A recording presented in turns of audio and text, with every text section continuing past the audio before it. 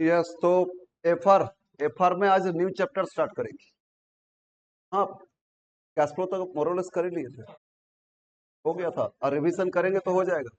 Syllabus एक बार complete कर लो, क्योंकि होल्डिंग में टाइम लगेगा। बहुत कर लिए, ठीक है, अब रिवीजन होगा, हो जाएगा। अरे रिवीजन में करेंगे, और कितना, 2-3 क्वेश्चन बाकी है, 2-3 डिफरेंट क्वेश्चन। यस, तो अकाउंटिंग स्टैंडर्ड शुरू करेंगे, और लास्ट में होल्डिंग कंपनी। टाइम लगेगा उसमें, बहुत लेंदी है।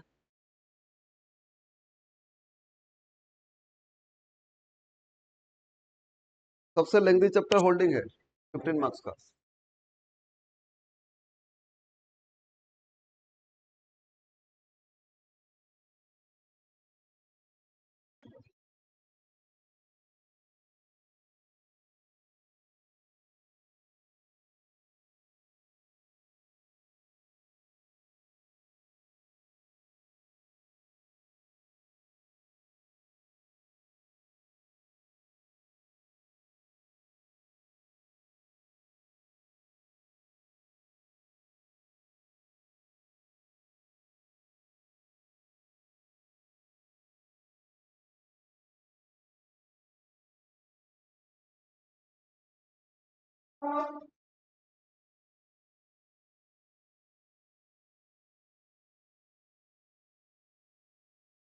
इंडियन अकाउंटिंग स्टैंडर्ड या इंड एएस।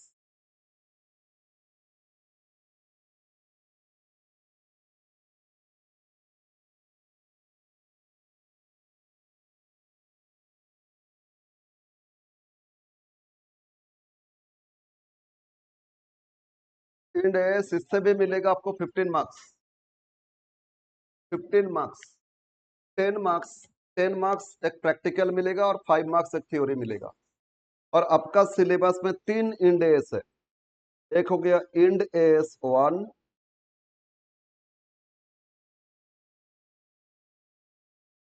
इंड एएस 1,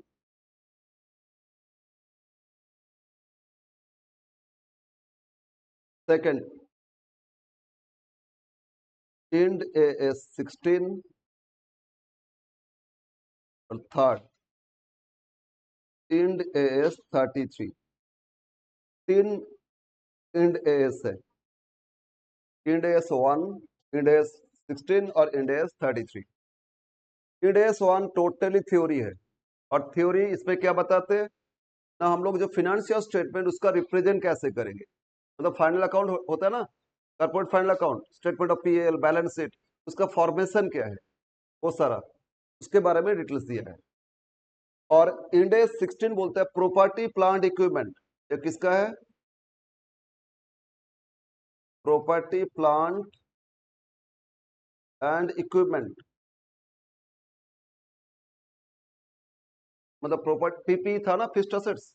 तो फिक्स्ड असेट्स का अकाउंटिंग कैसे किया जाएगा, उसके लिए रूल्स रेगुलेशन, ये सारा इंड एएस 16 में बताया गया। और इंड एएस 33 ये बताता है EPS, earning per share calculation, how to calculate earning per share. ठीक है, 3 इंड एएस है। इंड एएस क्यों है? पहले एक्चुअली एएस था, ओनली अकाउंटिंग स्टैंडर्ड था, और अकाउंटिंग स्टैंडर्ड भी इंडिया का ही था। तो फिर इंड एएस लगा दिया, कुछ चेंज हुआ क्या? अब बहुत कुछ चेंज हो गया। पहले जो एएस था अपना इंडिया के हिसाब से था, लेकिन इंडिया अभी ग्लोबल हो गया। इंडिया अभी इंडिया नहीं है, इंडिया अभी ग्लोबल हो गया। एक एक कंपनी, बाहर का कंपनी कितना खरीद लिया, टाटा कंपनी तो पूरा दुनिया का कंपनी को खरीद करके रखे। और फिर रिलायंस से लेके एक से एक कंपनी बाहर में कंपनी को खरीद करके रखे। अब बोलो, अकाउंट अगर इंडियन अकाउंटिंग स्टैंडर्ड के हिसाब से करेंगे तो फिर बाहर वालों को तो समझ में नहीं आएगा, सब कंट्री का अलग अलग है। तो एक आईएफआरएस है, international financial reporting standard, IFRS international recognition है। सब कंट्री का अलग अलग है, लेकिन हाँ, यूएस से अलग करता है। यूएसए सबको मानते नहीं, वो अपने हिसाब से चलता है, ठीक है, यूएस गैप के हिसाब से चलता है। But IFRS all over world accounting standard follow करते, सबको ही फॉलो करते। इंडिया बोला नहीं, हम लोग अकाउंटिंग स्टैंडर्ड इंडिया के हिसाब से फॉलो करेंगे। प्रॉब्लम क्या हो गया, यहाँ के हिसाब से आईएफआरएस में बहुत ज्यादा डिफरेंसेस था। तो डिफरेंस रहने से प्रॉब्लम क्या होगा, इस स्टेटमेंट को एनालिसिस करना प्रॉब्लम हो जाएगा। तो यूनिफॉर्मिटी लाने के लिए आईएफआरएस को टोटल 100% रिकॉग्निशन नहीं दिए, हम लोग क्या किए, एक अलग से स्टैंडर्ड बनाए, नाम दे दिए क्या, इंड एएस, और इंड एएस को मैच करा दिए किसके साथ, आईएफआरएस के साथ। तो this is nothing but IFRS. IFRS को इंडियन अकाउंटिंग के हिसाब से सीखेंगे, है तो आईएफआरएस। और आईएफआरएस में अब बहुत सारे स्टैंडर्ड है, इंड एएस बहुत सारे हैं, लेकिन आप लोगों को अभी सिर्फ 3 सीखना है। क्या सीखना है, इंड एएस 1, इंड एएस 16 और इंड एएस 33। और first one is totally theory, इससे कोई प्रैक्टिकल नहीं आएगा। सेकेंड और थर्ड ये दोनों प्रैक्टिकल है और एकदम आसान है, और इसी को कर लोगे 10 मार्क्स का जो प्रैक्टिकल आराम से मिलेगा, और 5 मार्क्स का थ्योरी इंड एएस 1 से दे सकता है। क्या क्वेश्चन देगा वो हम लोग रिविजन सीट एटसेट्रा में मिल जाएगा। हाँ, थ्योरी हम इंड एएस का कुछ भी नहीं दिए, हम दे देंगे, कोई टेंशन नहीं, जितना जरूरत है वो हम दे देंगे। तो आज हम लोग सीखेंगे एकदम लास्ट से, पीछे से सीखते हैं। कौन सा स्टैंडर्ड, 33, इंड एएस 33। ईपीएस का आइडिया है ना, तो इसीलिए उसी से स्टार्ट करते हैं। सर डिप्रिसिएशन सब तो प्रॉपर्टी प्लांट का भी आइडिया है, लेकिन उसमें थोड़ा लेंथी है। सबसे पहले सीखेंगे आज, क्या सीखेंगे, इंड एएस 33। तो लिखो इंड एएस 33।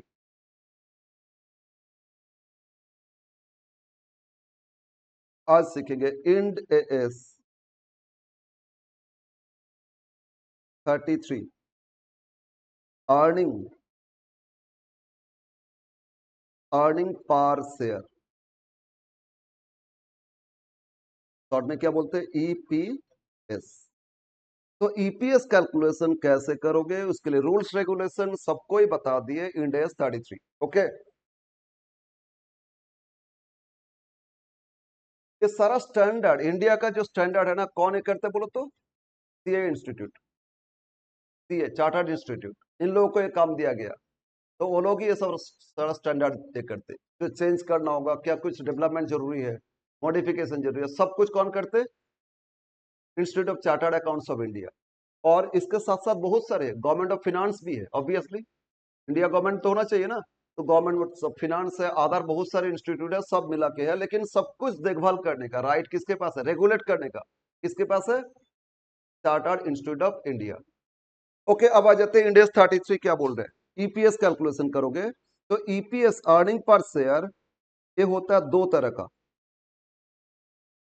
हम लोग फाइनल अकाउंट में भी किए थे थोड़ा बहुत। एक बेसिक ईपीएस और एक डाइल्यूटेड ईपीएस था ना। तो लिखो एक हो गया बेसिक ईपीएस और दूसरा diluted EPS. Earning per share, एक बेसिक अर्निंग पर शेयर और एक diluted earning per share.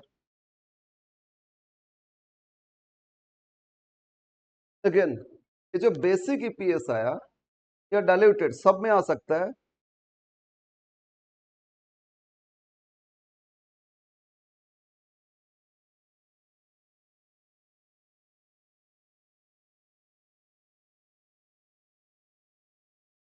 Current period का और दूसरा रिस्टेटेड ईपीएस ऑफ पास्ट पीरियड। जब बेसिक ईपीएस कैलकुलेशन करेंगे उसमें नॉर्मली बेसिक ईपीएस करेंगे, उसको नॉर्मल बोलो या करंट पीरियड का ईपीएस। और दूसरा अगर रिस्टेट करते, कौन सा पीरियड को, पास्ट पीरियड को, पास्ट को रिस्टेट करते। हम लोग आगे सब समझेंगे क्या होता है पास्ट को रिस्टेट करना, क्या करंट पीरियड, एवरीथिंग हम लोग सीखेंगे। और डाइल्यूटेड ईपीएस क्या होता है, EPS with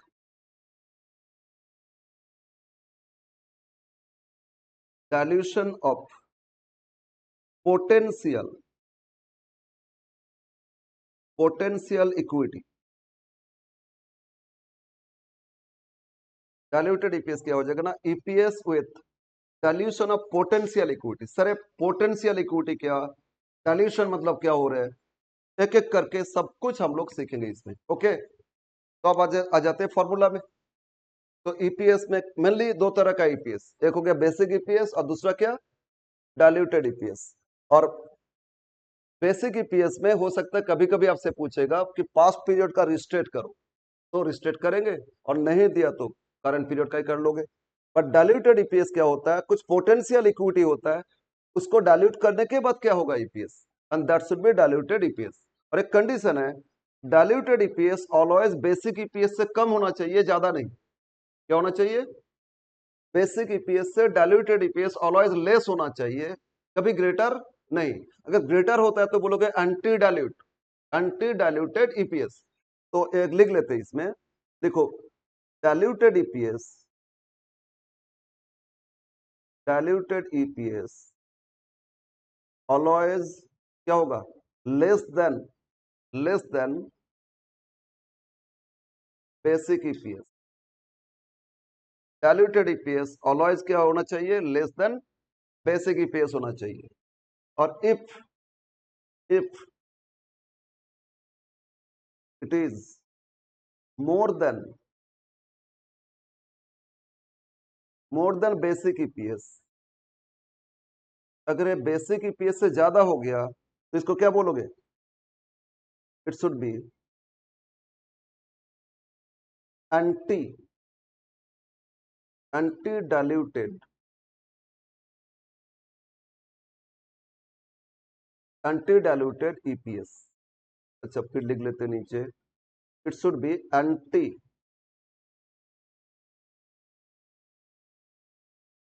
diluted EPS.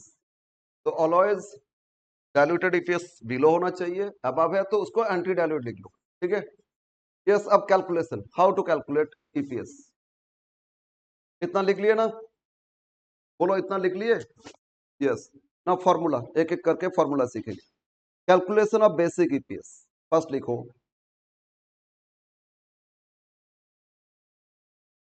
Calculation of basic EPS. How to calculate basic EPS is equal to, simply EPS जो पहले कैलकुलेशन कर रहे थे ना, एफएम में बहुत जगह किए थे, वो सारा बेसिक ईपीएस ही था। तो लिखो basic EPS equal to, basic EPS equal to earning या profit available, earning available for equity share holders,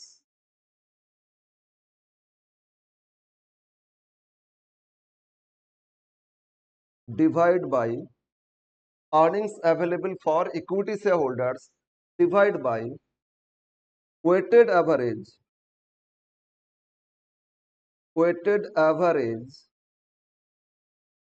number of equity shares। तो फॉर्मूला क्या लगेगा, हम लोग तो यही करते थे ना, नंबर ऑफ शेयर्स, नहीं नंबर ऑफ शेयर्स नहीं, weighted average number of shares करोगे डिवाइड, तो क्या मिलेगा आपको, बेसिक ईपीएस। तो इसमें दो चीज चाहिए, एक न्यूमरेटर का वैल्यू और एक denominator value.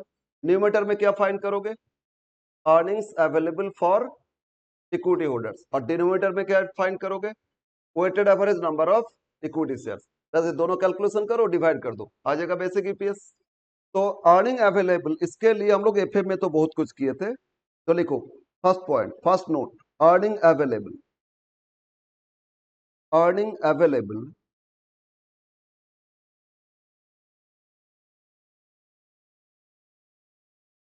Earning available for equity share holders,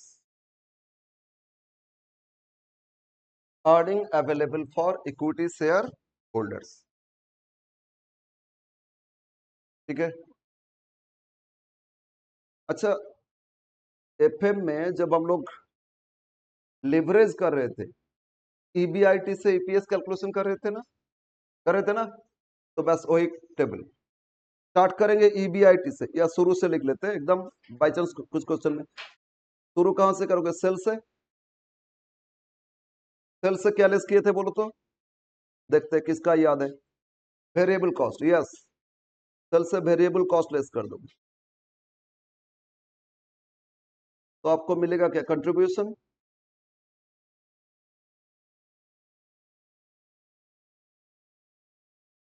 अब इससे फिर क्या लेस करते थे, ऑपरेटिंग फिक्स कॉस्ट,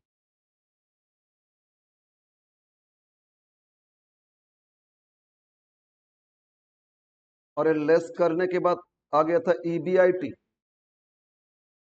ईबीआईटी या पीबीआईटी है ना। फिर फिनेंशियल फिक्स कॉस्ट, मतलब इंटरेस्ट लेस किए थे ना, फिनेंशियल फिक्स कॉस्ट, ब्रैकेट में लिख दो interest, interest on debts, debts मतलब लोन। इंटरेस्ट माइनस किए तो क्या आया था, ईबीटी, अर्निंग बिफोर टैक्स, फिर लेस करोगे tax, tax certain percentage on EBT, और ये लेस किए तो क्या मिला, ईएटी या पीएटी, अर्निंग्स आफ्टर टैक्स या प्रॉफिट आफ्टर टैक्स आ गया। तो सेम फॉर्मेट कर रहे हैं, ठीक है ना। और फिर इससे लेस कर दोगे, अगर प्रेफरेंस शेयर्स है, प्रेफरेंस है तो प्रेफरेंस डिविडेंड पे करोगे, लेस कर दोगे प्रेफरेंस डिविडेंड। हम लोग कितना सारे चैप्टर्स में एक किए हैं, प्रेफरेंस डिविडेंड लेस कर देना, तो मिल गया आपको profit available for equity holders, मिल गया ना। तो this is earning available for, earning available for equity share holders, yes. तो ये था न्यूमरेटर का पार्ट, कैलकुलेशन।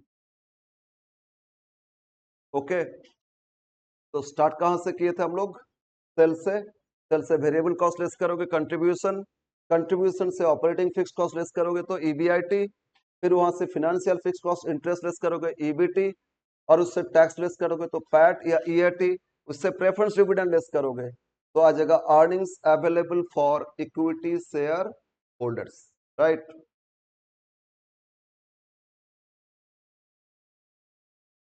क्वेश्चन में हो सकता है ईबीआईटी से दे दिया, हो सकता है ईबीटी से दे दिया क्वेश्चन में, हो सकता है पैट ही दे दिया है, तो कहां से दे रहे हैं उसके हिसाब से आपको करना होगा, राइट बोलो, समझ में आया। अब तो मेन कैलकुलेशन कुछ नहीं, ये कैलकुलेशन तो आता है हम लोग को पहले से पता है, लेकिन अब कैलकुलेशन करेंगे। नोट टू, नोट टू लिखो, वेटेड एवरेज,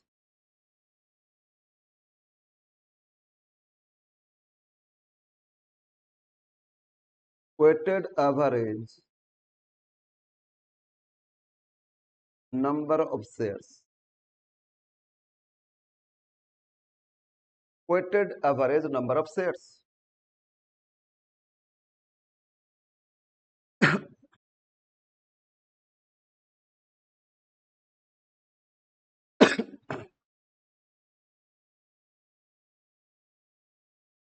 एक टेबल बनाएंगे के लिए, कैलकुलेशन के लिए एक टेबल बनाएंगे।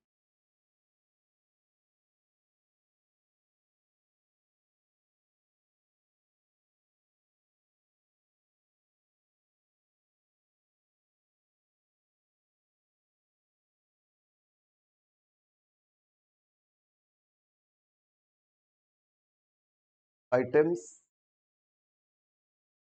या नंबर ऑफ शेयर्स, इसमें वेट और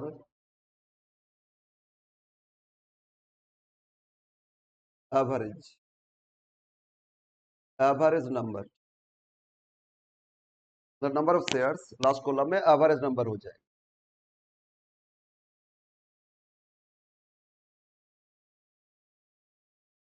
पॉइंट वन, इस साल के लिए देखेंगे at the beginning of the year कितना शेयर था, क्या लेंगे at the beginning of the year, तो लिखो opening shares, opening number of shares, at the beginning of the year कितना शेयर था, जितना भी शेयर था ओपनिंग नंबर यहां लिख लेना। और इसमें वेट कैसे लेते हैं, टाइम बेसिस पे, यहाँ टाइम बेसिस पे वेट लेंगे, तो इसमें लिखोगे वन, कैसे वन समझाएंगे, सब कुछ समझाएंगे, ठीक है। तो ओपनिंग नंबर ऑफ शेयर्स, इसमें कितना ओपनिंग नंबर था, इसका वेट क्या लेंगे, ऑलवेज 1 लेंगे। Second, public issue, public issue during the year, public issue during the year, तो कितना नंबर ऑफ शेयर्स इशू, ये यहाँ ओपनिंग शेयर्स, ओपनिंग नंबर कितना था देखे थे, इसमें नंबर ऑफ शेयर्स इशूड, कितना शेयर इशू किए थे देख लेंगे। अब इसमें वेट कैसे लेंगे, वेट कैसे लेंगे, लिखो prospective, prospective period divide by 12। क्या प्रोस्पेक्टिव क्या रेट्रोस्पेक्टिव, वो सर सब कुछ समझाएंगे आगे, अभी एक बार लिख लो, ठीक है। एवरेज अभी नहीं कर रहे, अभी सिर्फ वेट और नंबर ऑफ शेयर्स लिख रहे। तो ओपनिंग नंबर ऑफ शेयर्स, कितना ओपनिंग नंबर था उसमें वेट 1 लेंगे ऑलवेज। फिर अगर पब्लिक इशू लेके आए बीच में, तो कितना शेयर इशू लेके आए उसका वेट क्या लेंगे, प्रोस्पेक्टिव पीरियड देखेंगे और डिवाइड कर देंगे 12, 1 या 12 मंथ्स होता है ना, तो डिवाइड ऑलवेज 12 करो। Third, third one,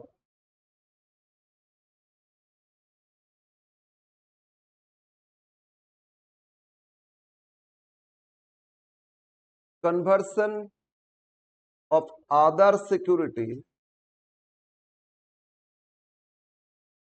other security into equity, conversion of other security into equity। फिर इसमें नंबर ऑफ शेयर्स, मतलब कितना शेयर्स कन्वर्ट किए, और इसमें भी लिखेंगे प्रोस्पेक्टिव,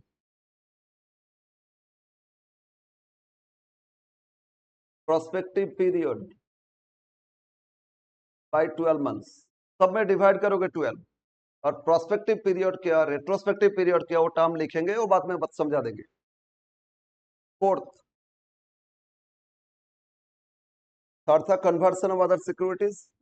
फोर्थ लिखो आप, issue other than cash, issue of shares for purchase of assets. बहुत सारे क्वेश्चन में किए ना, मशीन खरीदे शेयर इशू किए, बिल्डिंग खरीदे शेयर इशू किए, तो issue of shares for purchase of assets, तो कितना शेयर इशू किए, नंबर ऑफ शेयर्स इशू, और इसमें भी प्रोस्पेक्टिव पीरियड लिखोगे।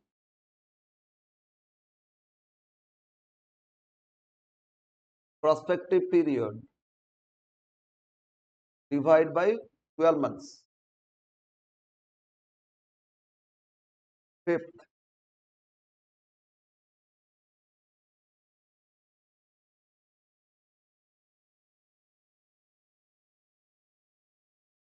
बोनस शेयर्स इशूड, अगर कुछ बोनस शेयर इशू किए, कितना number of bonus share issue किए, number of shares issued, but यहां वेट में लिखोगे retrospective period, RETROSPECTIVE, retrospective period divide by 12। तो बाकी सब में प्रोस्पेक्टिव लिख रहे थे ना, यहाँ टर्म क्या यूज किए, रेट्रोस्पेक्टिव। ये सारा टर्म एक एक करके सीखेंगे हम लोग। 6, बोनस इशू हो गया। नेक्स्ट लिखो राइट इशू,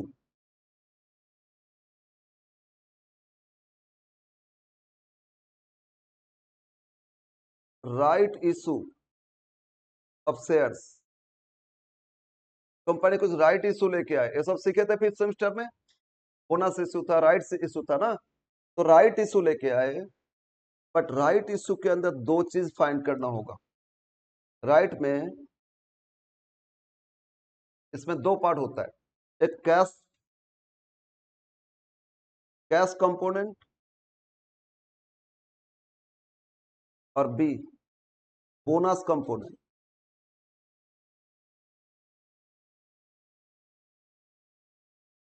राइट इशू के अंदर दो चीज आएगा, एक कैश कंपोनेंट और एक बोनस कंपोनेंट। सर एक कैश कंपोनेंट क्या, बोनस कंपोनेंट क्या, सब कुछ आगे डिस्कस करेंगे एक एक करके। तो अगर कैश कंपोनेंट, तो कैश कंपोनेंट के हिसाब से कितना शेयर इशू किए थे और बोनस के हिसाब से कितना इशू किए थे, राइट में देखा जाएगा, मतलब नंबर ऑफ शेयर्स लिखोगे। और जहां कैश है उसमें प्रोस्पेक्टिव, कैश है तो प्रोस्पेक्टिव पीरियड डिवाइड बाय 12 करोगे। बट बोनस में बोलो क्या लिखे थे, रेट्रोस्पेक्टिव, तो बोनस के जगह लिख लोगे रेट्रोस्पेक्टिव पीरियड।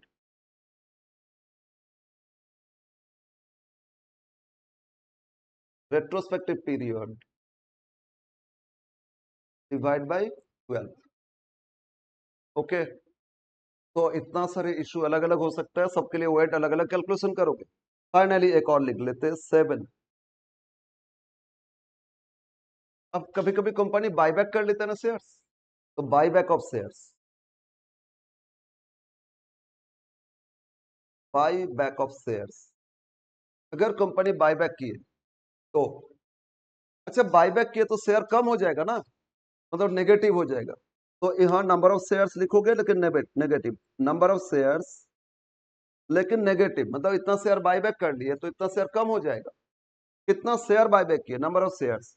और यहाँ लिखोगे प्रोस्पेक्टिव पीरियड, लिखोगे वेट क्या आएगा, prospective, prospective period divide by 12। ठीक है, इसको डिवाइड कर दोगे 12 से, बस इतना सीख लोगे हो जाएगा। और कुछ अलग अलग इशू है लेकिन उतना कुछ नहीं देगा, इतना भी नहीं देता है, प्रोफेशनल में इस तरह देता है। ठीक है, एक एक अब समझा देते हैं। हम लोग फर्स्ट कॉलम किए, लास्ट कॉलम नहीं किए। ओपनिंग नंबर ऑफ शेयर्स, उसमें वेट क्या लेंगे, 1। बाकी मैक्सिमम में क्या अप्लाई हो रहा है, प्रोस्पेक्टिव। पर दो जगह अप्लाई किए जहां बोनस मैटर करता है, उसमें क्या अप्लाई किए, रेट्रोस्पेक्टिव। बस ए, अब दोनों को इनटू कर लेंगे, मतलब क्या करेंगे, मान लो इसमें ओपनिंग में एक कंपनी का 2 लाख शेयर था, ओपनिंग में नंबर ऑफ शेयर्स कितना था, 2 लाख, और वेट क्या था, 1। तो 2 लाख इंटू 1 करोगे तो एवरेज कितना हो जाएगा, 2 लाख हो जाएगा। तो 2 लाख इंटू 1 करोगे तो ये आपका 2 लाख लिख लोगे। समझ में आया, अब आ जाते कंपनी क्यों, अच्छा ईयर शुरू हुआ था, मान लेते 1/4/24 को शुरू हुआ था, प्रीवियस ईयर शुरू कब हुआ था, 1/4/24, तो एंड कब हो रहे, मार्च 25। तो 1/4/24 कंपनी में शेयर था 2 लाख, और उसमें ऑलवेज वेट क्या लेंगे, 1, तो हो गया कितना, 2 लाख। बट पब्लिक इशू लेके आए थे, 19 को पब्लिक इशू लेके आए थे, 19/24 को पब्लिक इशू लेके आए थे, और कितना शेयर इशू लेके आए थे, 50,000 शेयर्स। ठीक है, अब वेट क्या लेंगे, एक बार देखो, प्रोस्पेक्टिव लिखिए, मतलब प्रोस्पेक्टिव जहां भी है ना, उसमें date of transaction to year end, आगे आगे जाएंगे प्रोस्पेक्टिव। रेट्रोस्पेक्टिव तो पीछे से जाना पड़ेगा, जहां रेट्रोस्पेक्टिव पीछे से काउंट करेंगे, प्रोस्पेक्टिव तो अभी से आगे देखेंगे। तो बोलो कौन सा डेट में इशू लेके आए, बोलो बोलो 19। आगे ईयर एंड कब हो रहे, बोलो तो 31 मार्च। तो फर्स्ट 19 से 31 मार्च कितना मंथ्स हो रहे, 19 से 31 मार्च, 7 मंथ्स, एग्जाम में भूल नहीं करना, 7 months, 7 months divide by 12, prospective period के 7 मंथ्स है, 1 ईयर कितना मंथ्स होता है, 12, तो 7/12 कर लोगे, ये वेट हो जाएगा। समझ में आया, तो प्रोस्पेक्टिव जहां लिखे, जिस दिन से इशू किए थे उस दिन से कहां तक जाना होगा, ईयर एंड, क्योंकि ईयर एंड में प्रॉफिट तभी ना ईपीएस फाइंड कर रहे हो, तो प्रोस्पेक्टिव पीरियड हो गया। तो प्रोस्पेक्टिव पीरियड अब क्लियर है ना, तो प्रोस्पेक्टिव मतलब ट्रांजैक्शन इशू डेट से लेके कहां तक जाएंगे, ईयर एंड, कितना मंथ्स है, और डिवाइड कितना करोगे, क्योंकि 1 ईयर 12 मंथ्स होता है, तो डिवाइड बाय 12। तो इसमें बोलो 19 है तो क्या वेट लेंगे, बताओ, 7 डिवाइड बाई 12, तो 50,000 इंटू 7/12 कर लोगे तो इसमें वेटेड शेयर्स आ जाएगा। समझ में आ रहा है, तो 50,000 इंटू 7/12 बोलो कितना है,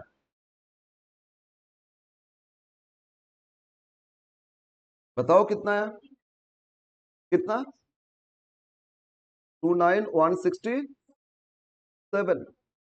ठीक है, तो इस तरह वेटेड एवरेज करते जाओगे।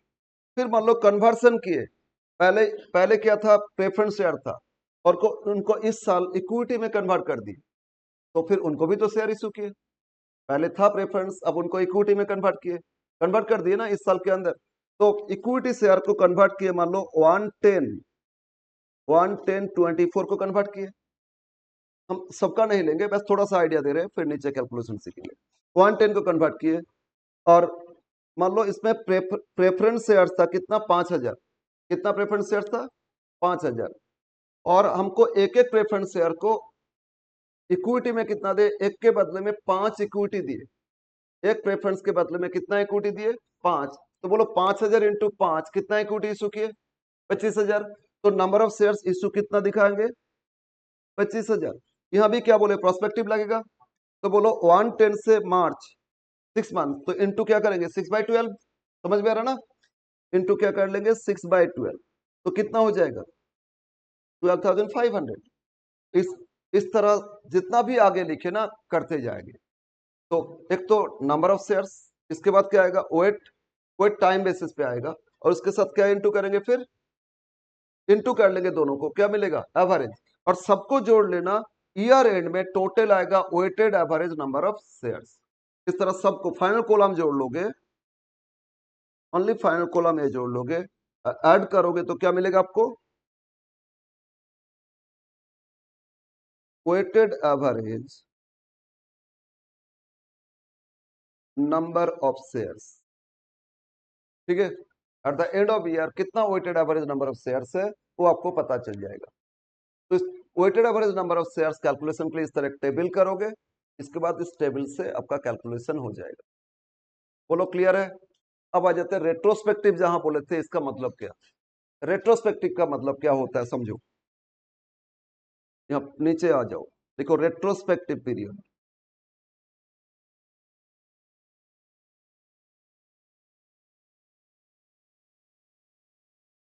What is retrospective period. Prospective period तो समझ में आ गया ना, बताओ प्रोस्पेक्टिव समझ में आया या नहीं। तो रेट्रोस्पेक्टिव क्या होगा।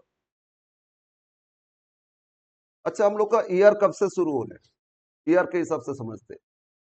ईयर शुरू हो रहे 1/4/24, ईयर एंड हो गया 31 मार्च 25। ये तो ईयर है ना।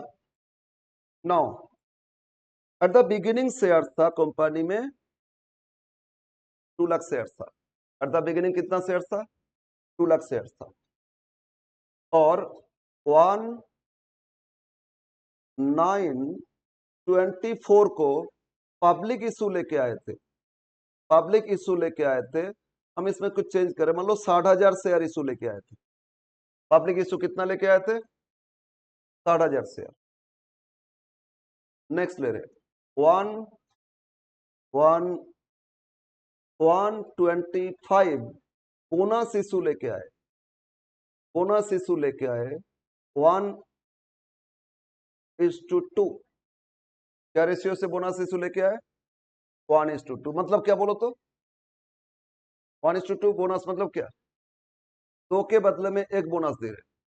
आपके पास अगर 2 शेयर है, कंपनी कितना शेयर दे रहे हैं, 1 शेयर दे रहे हैं। तो बोलो कितना शेयर बोनस इशू करेंगे कंपनी, ये बताओ हमको। पहले बताओ कितना बोनस शेयर इशू करेंगे। तो जिस दिन बोनस दे रहे हैं उस दिन कितना शेयर है कंपनी में, एक तो 2 लाख पहले से था, और अभी फिर कितना इशू किया, 60,000। तो बोनस डेट में कंपनी में 2,60,000 शेयर था, तो 2 के लिए 1 दे रहे तो 1,30,000 बोनस इशू हो जाएगा। तो कितना बोनस इशू लेके आया बोलो तो, 1,30,000 बोनस इशू होगा या नहीं, बोलो। अरे बोलो होगा या नहीं, यस ठीक है। अच्छा, बोनस कहां से दिया जाता है, रिजर्व एंड सरप्लस से। कहां से दिया जाता है, रिजर्व एंड सरप्लस। ऑब्वियसली पहले का रिजर्व एंड सरप्लस, अभी तो ईयर एंड हुआ नहीं, तो करंट ईयर का तो रिजर्व एंड सरप्लस नहीं ले रहे हैं। तो पहले का जो रिजर्व है वो ओपनिंग डेट का था, तो ओपनिंग डेट में जो रिजर्व था उससे ही क्या दिए, बोनस दिए। अच्छा, रिजर्व एंड सरप्लस पे किसका राइट है, इक्विटी होल्डर्स का। तो उन्हीं का पैसा तो उनको दे रहे हैं। पहले वो पैसा रिजर्व बोल के रखे थे, अब उनको बोनस शेयर बोल के दे दिए। तो इस केस में रेट्रोस्पेक्टिव लगेगा। मतलब एक्चुअली दे रहे कहां से, ये बोनस किससे दे रहे बोलो तो, इस दिन से दे रहे ना। अरे बोनस किससे दे रहे हैं, ओपनिंग रिजर्व से तो दे रहे हैं, दे रहे ना। तो मतलब बोनस के लिए रेट्रोस्पेक्टिव लगेगा। मतलब ओपनिंग को कितना बोनस दे रहे, ओपनिंग कितना शेयर था बोलो, 2 लाख, तो उनको कितना बोनस देंगे, 1 लाख। 2:1 ना, 1:2। ओपनिंग जो 2 लाख था उनको कितना बोनस देंगे, 1 लाख। तो इसमें इनको बोनस दे रहे, अरे हाँ, इनको बोनस कितना देंगे बोलो, जो ओपनिंग में शेयर होल्डर था उनको 1 लाख बोनस देंगे। तो इनके लिए रेट्रोस्पेक्टिव ओपनिंग से ही देखोगे पूरा ईयर, बोनस डेट से नहीं। कब से देखोगे, ओपनिंग से ईयर एंड, बोलो कितना मंथ्स हो गया, 12 मंथ्स, डिवाइड बाय 12 मंथ्स क्या हो जाएगा, 1।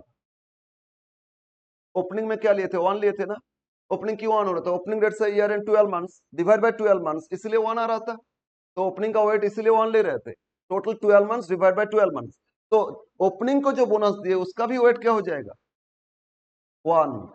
ओपनिंग से उनको ही तो बोनस दिए ना, तो बोनस केस में कहां से लेना होगा, ओपनिंग से लेना होगा। नहीं, ओपनिंग को देंगे ओपनिंग से, लेकिन जो 19 इशू किए थे, 19 जो इशू किए थे, तो 19 से पहले था ही नहीं। तो इनको तो ऑब्वियसली ओपनिंग रिजर्व से नहीं दिए होंगे, इनको कहां से दिए, तो करंट पीरियड से दिए होंगे। तो इनके लिए बोलो, इनको कितना बोनस दिए, ये जो पब्लिक इशू लेके आए थे, इनको कितना बोनस दिए, 30,000 है ना, 1:2 था। तो 60 के लिए 30, टोटल दोनों मिला के ही तो 1,30,000 बोनस दिए थे। तो ओपनिंग को बोनस कितना दिए थे, 1 लाख। ओपनिंग को बोनस दिए थे 1 लाख, उनका वेट ओपनिंग से पूरा ईयर का 1 लिए। लेकिन ये जो पब्लिक इशू था, इनके लिए तो प्रोस्पेक्टिव अप्लाई होता है ना। तो इनको जो बोनस दिए, इनके लिए भी प्रोस्पेक्टिव नहीं, रेट्रोस्पेक्टिव बोनस तो इस दिन दे रहे, लेकिन ये इशू कब हुआ था, 19। तो इनके लिए वेट कहां से लेंगे, 19 से। ठीक है, थोड़ा सा प्रॉब्लम हो रहा है। एक्चुअली बोनस हम ओपनिंग को भी दिए और बोनस पब्लिक इशू को भी दिए। तो पब्लिक इशू के लिए जो बोनस दिए है, तो पब्लिक इशू डेट से काउंट किया जाएगा। ओपनिंग को बोनस दे रहे तो ओपनिंग से काउंट किया जाएगा। तो पब्लिक इशू डेट और बोनस तो बाद में है ना। तो हम लोग बोनस इशू डेट से प्रोस्पेक्टिव नहीं देख रहे, उससे पहले का डेट देख रहे हैं ना। तो पब्लिक इशू के लिए पब्लिक इशू से ईयर एंड देख रहे हैं, और ओपनिंग के लिए ओपनिंग से ईयर एंड देखोगे, दैट इज रेट्रोस्पेक्टिव।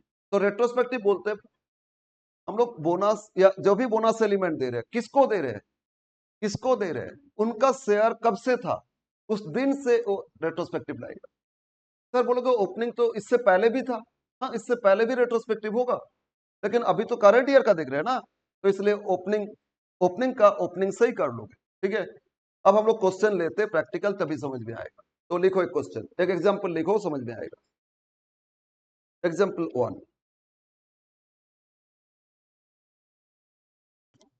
फाइंड, सिर्फ वेटेड एवरेज कैलकुलेशन कर रहे हैं। Find weighted average number of shares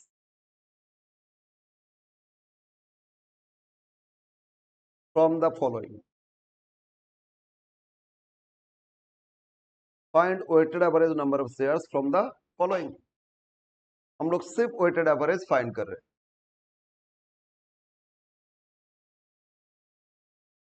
1/4/2024 opening shares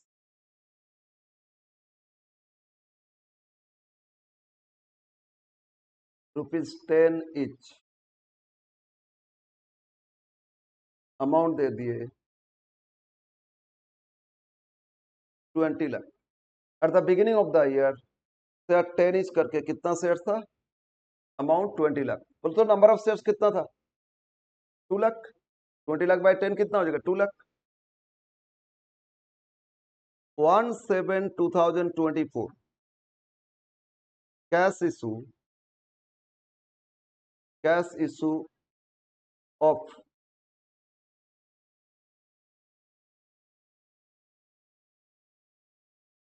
50,000 shares, ₹10 each। Amount नहीं लिख रहे, बस 50 into 10 5 lakh, but amount ignore करो ना।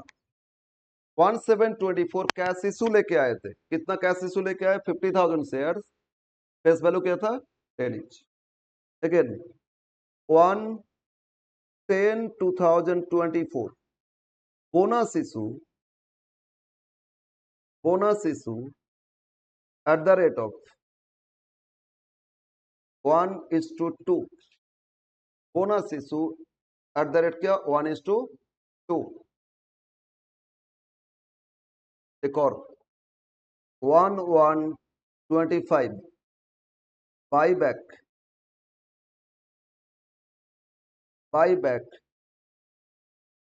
40,000 शेयर्स. कंपनी 40,000 शेयर्स बायबैक कर ली. बस ये है क्वेश्चन. आपको फाइंड करना weighted average number of shares. Okay, तो एक क्वेश्चन एक बार लिख लो. Find weighted average number of shares from the following. General में कभी कभी सिर्फ weighted average number of shares से पूछ लेता है. फाइंड करो weighted average number of shares. 5 marks में दे दिए और इसके साथ 5 मार्क्स का एक थ्योरी ऐड कर दिए और 10 मार्क्स का क्वेश्चन दे दिए. ठीक है, यस. तो अब लोग आप कैलकुलेशन करते हैं वेटेड एवरेज. सॉल्यूशन बोलो, सबको लिख लिया क्वेश्चन. सॉल्यूशन. तो table showing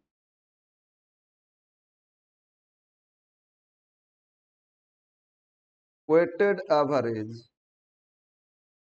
number of shares. Table showing weighted average number of shares. Average, weight and number of shares.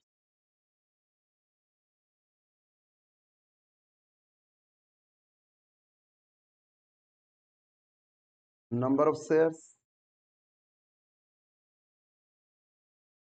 weight and average number. Particulars या items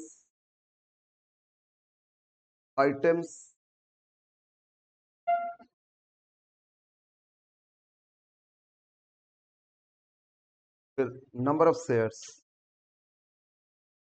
वेट, फिर average.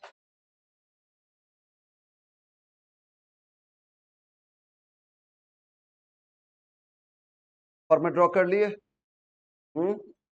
आप लिखो. First opening date क्या था?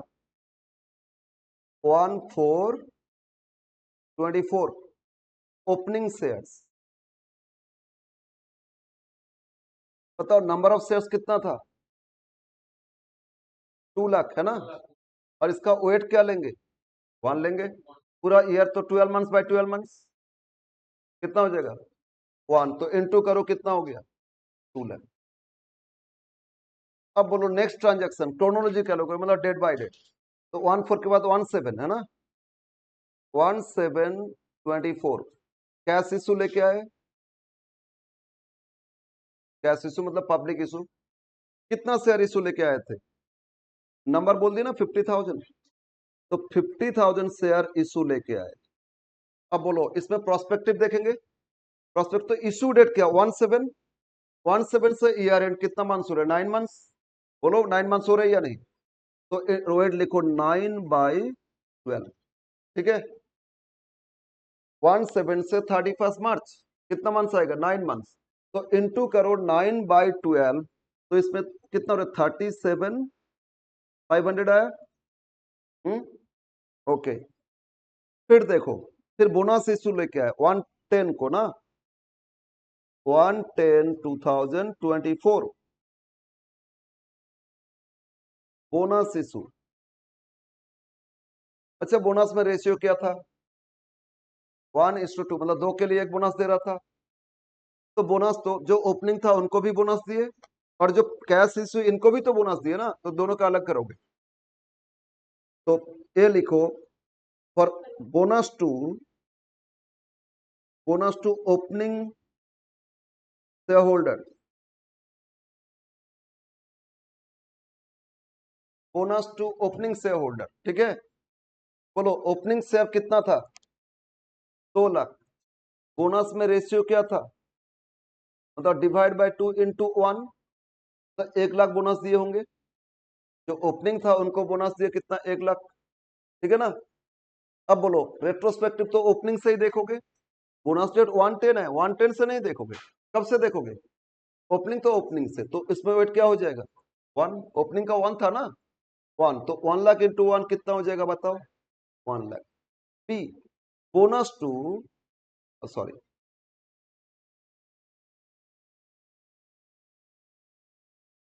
B लिखो, bonus to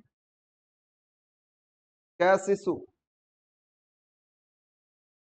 तो cash issue कितना share था 50, रेशियो बोनस तो डिवाइड बाय 2 इंटू 1, मतलब कितना बोनस दिए 25,000, है ना।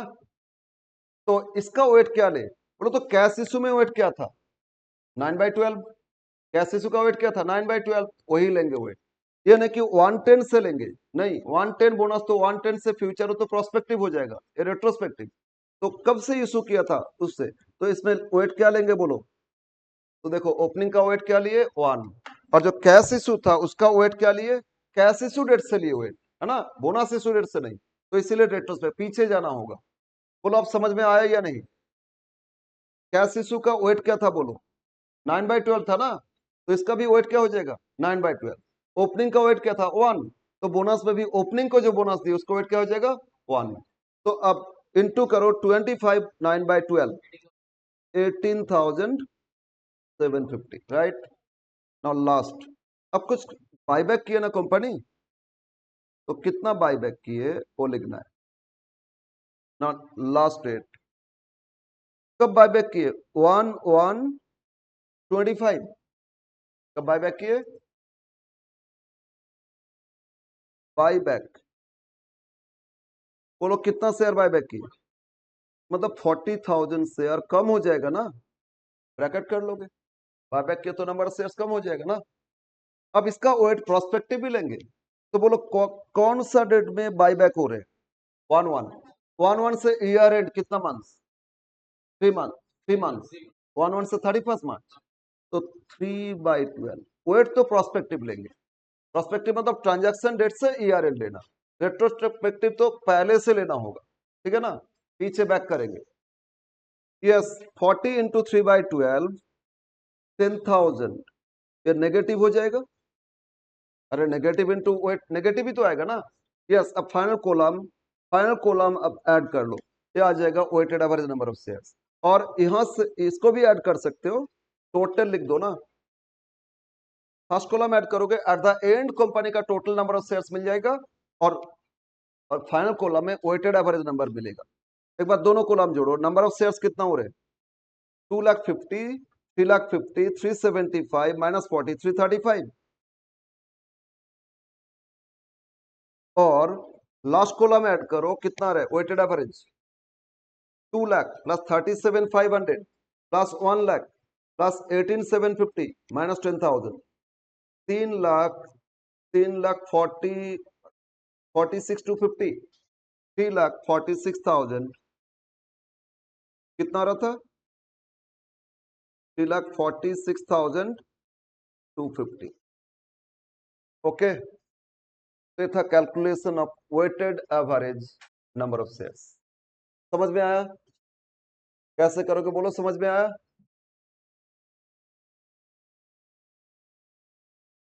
नौ एक और चीज सीखना है, ये जो राइट इशू था ना, देखो राइट इशू के लिए क्या लिखे थे, राइट इशू में एक बोले थे कैश कंपोनेंट और एक क्या बोले थे, तो राइट इशू में कुछ पोर्शन कैश पार्ट होगा और कुछ बोनस पार्ट आएगा, वो कितना कैश कितना बोनस ये हम लोग सीखेंगे अब, ठीक है। तो लिखो cash and bonus component of right issue, अगर राइट इशू से दे दिया, बहुत सारे स्टूडेंट्स इसमें फंसता है, लिखो another note, cash and bonus component of right issue, इसका टू डिफरेंट वे से कैलकुलेशन होता है, टू डिफरेंट वे, एक हो गया राइट मल्टीप्लायर और दूसरा होता है कैलकुलेशन एकदम डिफरेंट, और आप लोग का यही जनरली फॉलो हो रहे हैं, देखिए सारा बुक्स में यही फॉलो किए। स्टेप 1, राइट इशू थोड़ा बहुत याद है, फिफ्थ से में किए थे, याद है? एनीवे, फर्स्ट स्टेप फाइंड करोगे ex right fair value per share. Step one क्या फाइंड करोगे? Ex right fair value per share. What is ex right fair value? This is equal to, ex right fair value calculation कैसे करोगे? एक formula पहले भी दिए थे, N into M P plus N one into I P divide by N plus N one, ex right fair value. Right इसमें कराए थे N into M P plus N one into I P divide by N plus N one. ऐसे formula इस तरह कुछ नहीं है, लेकिन हम ये फॉर्मूला लिख के ही दे रहे, समझ लो। अब एन का मतलब क्या है? एन का मतलब है number of shares before right issue, number of shares of company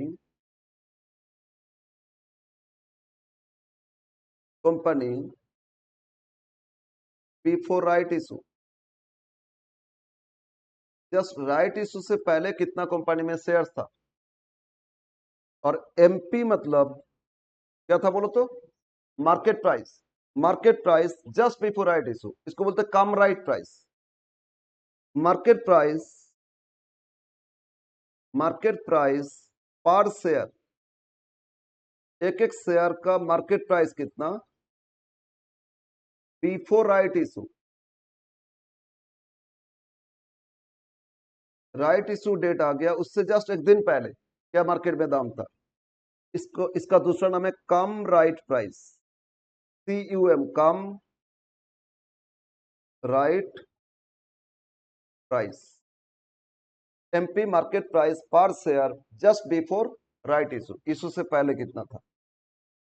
और N1 मतलब, सॉरी देखो, N1 मतलब number of right shares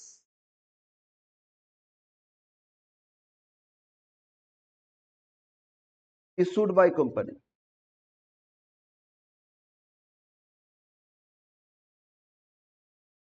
N1 मतलब क्या हो गया? Number of right shares issued by company. और IP मतलब issue price of right share.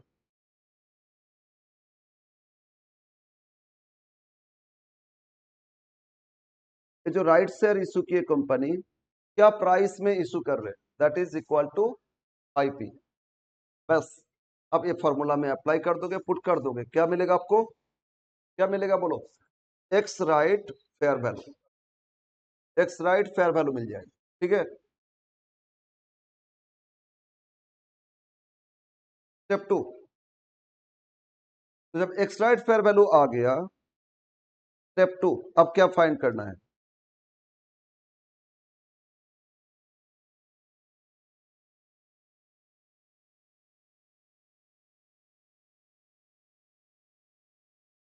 Cash component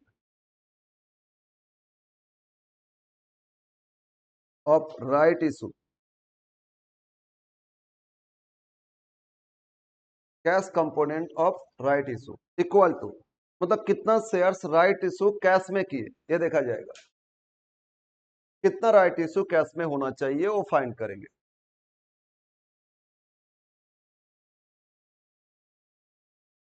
लिखो, सब समझाएंगे। N1 into IP divide by ex right fair value.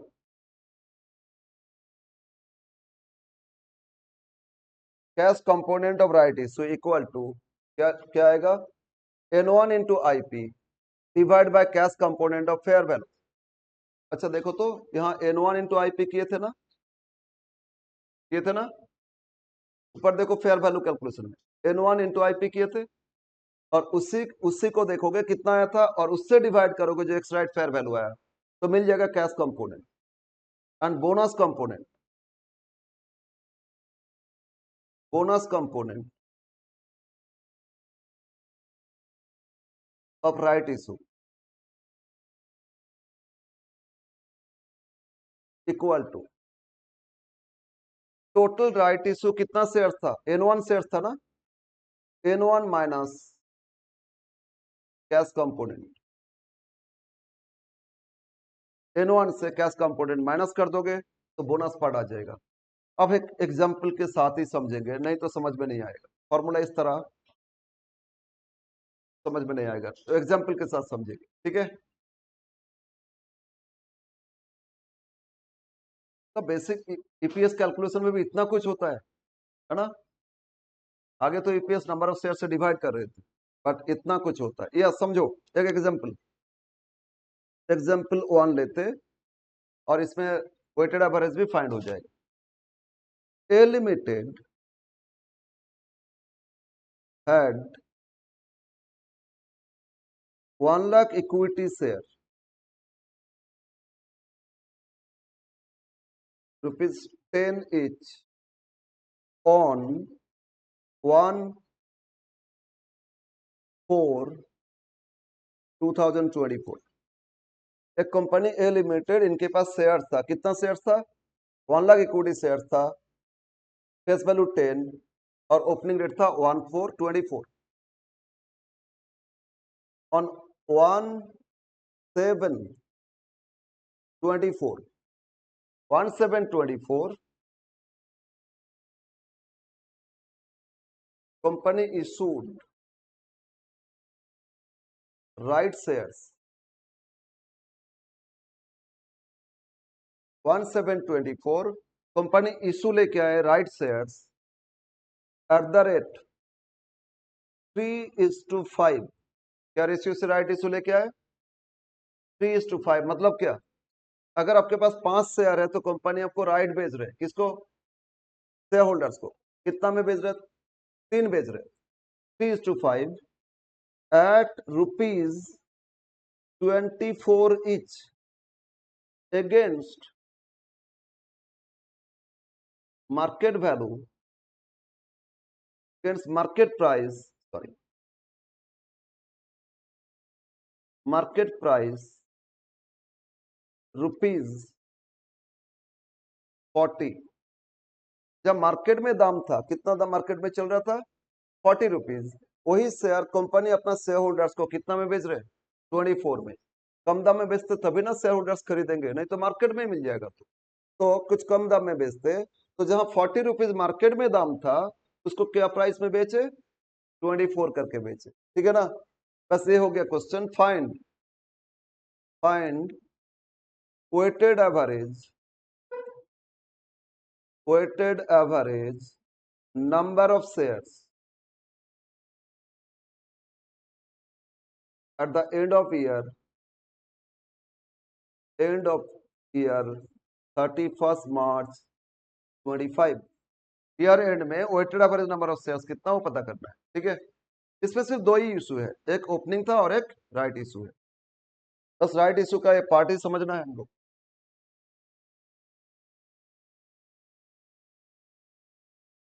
Yes, तो टेबल बना लो वेटेड एवरेज का, छोटा सा बनेगा क्योंकि इसमें क्या था, एक तो ओपनिंग और बोनस, राइट इशू है ना। Solution,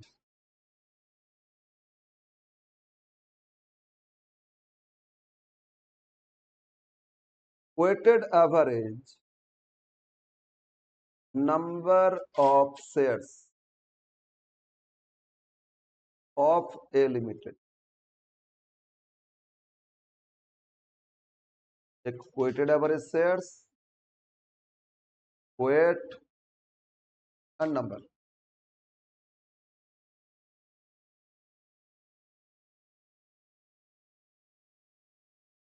number of shares, weight and average number, number of shares, weight and average number।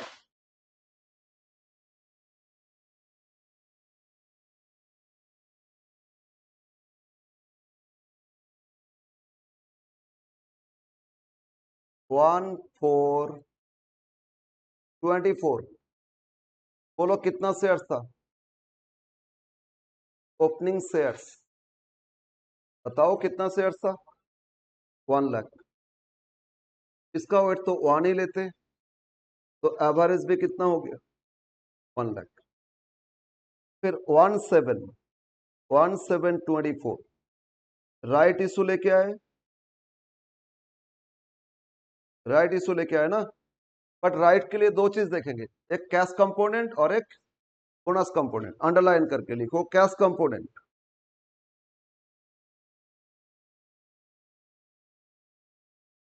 और नीचे लिख दो बोनस कंपोनेंट।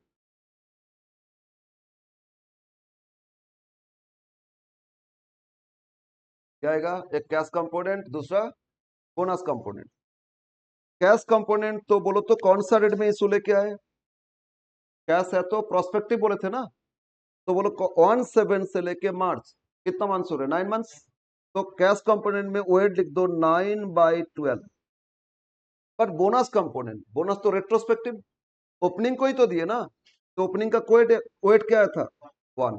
बीच में तो फर्दर इशू नहीं था ना, तो बोनस कंपोनेंट का वेट क्या ले लेंगे? 1। लेकिन कैश कंपोनेंट का प्रोस्पेक्टिव, तो इशू डेट 17 से लेके ईयर एंड कितना हो गया? ये तो पता चल गया, लेकिन कितना कैश कंपोनेंट, कितना शेयर्स, कितना बोनस शेयर्स, वो पता करोगे ना। अब वर्किंग्स में आ जाओ, नीचे आ जाओ, फिर ये ऐड कर लोगे, टोटल हो जाएगा। और तो कुछ इशू नहीं था। Note, cash and bonus component,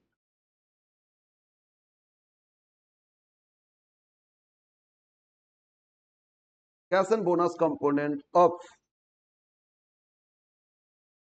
right issue. जो राइट शेयर्स है, इसमें कैश और बोनस पार्ट देखेंगे। क्या क्या फाइंड करोगे? बोलो। एक्स राइट फेयर वैल्यू, बोलो फर्स्ट स्टेप क्या बोले थे? Ex right fair value of share equal to cash component, bonus component देखने के लिए फर्स्ट पार्ट अब क्या फाइंड करोगे? Ex right fair value per share. Formula एक बार लिख लो, क्या लिखे थे? N into M P plus N1 into I P divide by N plus N1। ठीक है, एन इंटू एम पी। अब बताओ कंपनी में बोनस इशू से पहले कितना शेयर था? राइट इशू से पहले 1 लाख शेयर था, 1 लाख शेयर था ना। और एमपी मार्केट में क्या दाम चल रहा था? 40। बोनस राइट इशू से पहले कंपनी में 1 लाख शेयर था, और मार्केट में क्या दाम चल रहा था? 40। तो कंपनी का टोटल वैल्यू कितना? 1 लाख इंटू 40, 40 लाख ही तो था ना। तो बोनस इशू से पहले कंपनी का मार्केट वैल्यू कितना था? 40 लाख। तो राइट इशू से पहले। अब इसमें कुछ राइट इशू लेके आए तो वैल्यू आया, तो वैल्यू बढ़ेगा। राइट का रेशियो क्या था बोलो? 3:5, मतलब 3 राइट बेच रहे थे 5 के लिए। तो एक बार देखते हैं, अगर 1 लाख शेयर था डिवाइड बाय 5 इंटू 3, मतलब कंपनी 60,000 शेयर राइट इशू लेके आए। बोलो 5 के लिए 3 राइट दे रहे थे ना। अगर 5 शेयर है किसी के पास, तो कंपनी को 3 राइट बेच रहे। तो 1 लाख शेयर था, तो कंपनी टोटल कितना राइट इशू लेके आए? 60,000 शेयर। तो N1 कितना हो गया? 60,000। N1 का मतलब क्या बोले थे? Number of right share issue. तो कंपनी कितना राइट शेयर इशू लेके आए? 60,000 इंटू इशू प्राइस। बोलो राइट इशू क्या प्राइस में लेके आए थे? 24। ठीक है ना। 60,000 इंटू क्या हो गया आपका? 24 डिवाइड बाई, पहले 1 लाख शेयर था और 60,000 राइट इशू लेके आए। तो बताओ एक्स राइट फेयर वैल्यू क्या हो रहे हैं? 1 लाख इंटू 40 लाख था, है ना।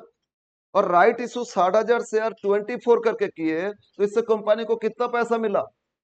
60,000 इंटू 24 मल्टीप्लाई करो, बोलो कितना है? 14,40,000। तो राइट इशू करके कंपनी को और कितना कैश मिला? 60,000 शेयर 24 रुपया करके बेचे, तो आया ना 14,40,000। बोलो 40 लाख था पहले से, और इतना कैश और आया, तो आफ्टर इशू तो बढ़ गया वैल्यू। तो टोटल वैल्यू आ गया डिवाइड बाई 1 लाख शेयर तो पहले था, और 60,000 और इशू लेके आए, तो टोटल नंबर ऑफ शेयर्स आ गया। Total value by total number of shares, ये हो गया आपका एक्स राइट फेयर वैल्यू। ठीक है, तो कैलकुलेशन करो। 40 प्लस 54,40,000 डिवाइड बाई 1,60,000।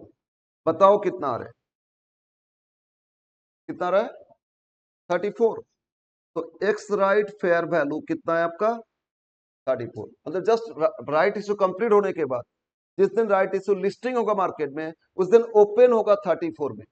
अगर मतलब पहले राइट इशू से पहले 40 रुपीज था और कंपनी कितना 24 में इशू लेके आए, तो जिस दिन ये राइट शेयर लिस्टिंग होगा कंपनी मार्केट में उस दिन ओपन होगा क्या प्राइस में? 34 में ओपन होगा। इसके बाद प्राइस चेंज हो सकता है, and that is equal to ex right fair value.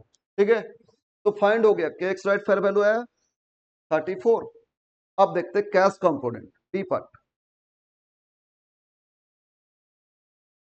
Cash and bonus component.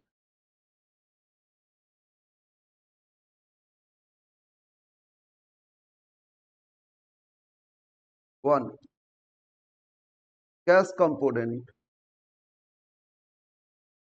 Equal to क्या लिखे थे?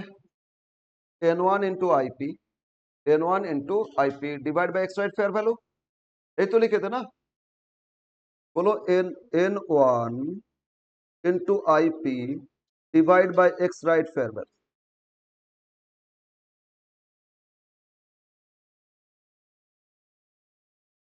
N1 कितना था? 60,000 इंटू आई पी क्या था? 24 divide by ex right fair value कितना हो गया? 34। कैलकुलेशन करो। 60,000 टू 24 कितना था? 1440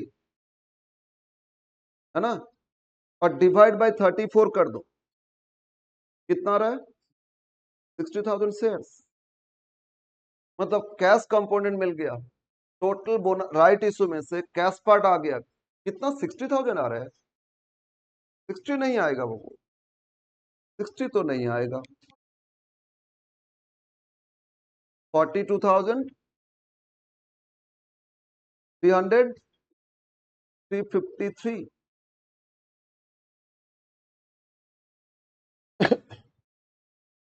टोटल 60 राइट इशू लेके आए थे ना, तो इससे कम होगा सीओ। ओके, कितना शेयर्स आ गया बोलो? कितना शेयर्स आया? कैश पार्ट, कैश कंपोनेंट कितना? 43, 42, 353 शेयर्स। ओके ओके, एक बार इसको दूसरा वे से समझते। अच्छा, इशू लेके आए थे, बोलो कितना शेयर इशू लेके आए थे? राइट इशू कितना शेयर लेके आए थे? बोलो राइट इशू कितना शेयर लेके आए थे? 60,000 है ना? क्या प्राइस में लेके आए थे? तो सभी शेयर होल्डर 60,000 शेयर होल्डर्स 24 करके पे किए, तो कंपनी को कैश कितना मिला था? 14,40,000 तो कैश मिला था ना? 14,40,000 कैश मिला था। तो जस्ट आफ्टर राइट इशू इसका वैल्यू कम होके कितना हो गया था? 34। तो 34 के हिसाब से कितना शेयर बेच सकते थे वही देख रहे। अगर टोटल कैश लेके आए इशू से, कितना लेके आए थे? 14,40,000 लेके आए थे ना? तो एक एक एक्स राइट प्राइस क्या हो गया? 34। तो 34 करके बेचते तो कितना शेयर सेल होता? ना इतना शेयर सेल होता। तो ये हो गया कैश पार्ट। ठीक है, और अब बोलो एक्चुअल राइट इशू कितना था? 60,000। 60 में से एक कैश पार्ट माइनस कर दो, बाकी बोनस पार्ट आ जाएगा, बाकी बोनस पार्ट हो जाएगा। तो सेकंड लिखो अब, B bonus part. Second bonus part of right issue equal to total 60,000 right issue था ना N1, बोलो इसमें से कैश पार्ट कितना हो गया? 42,353। तो रिमेनिंग जो शेयर्स वो का बोनस पार्ट आ जाएगा। रिमेनिंग शेयर्स क्या हो जाएगा आपका? बोनस पार्ट आ जाएगा। अब बोलो कितना बोनस पार्ट आ रहा है? 17,647। तो इतना बोनस इशू और इतना कैश इशू बना जाएगा। तो राइट में दोनों पार्ट रहता है, एक कैश और एक बोनस। ओके, बोलो एक कैलकुलेशन समझ में कुछ आया? ओके, अब आ जाओ वेटेड एवरेज में। कैश कंपोनेंट कितना हो गया था? 42,353। तो कैश कंपोनेंट इसमें लिख दो 42,353 और bonus component 17,647।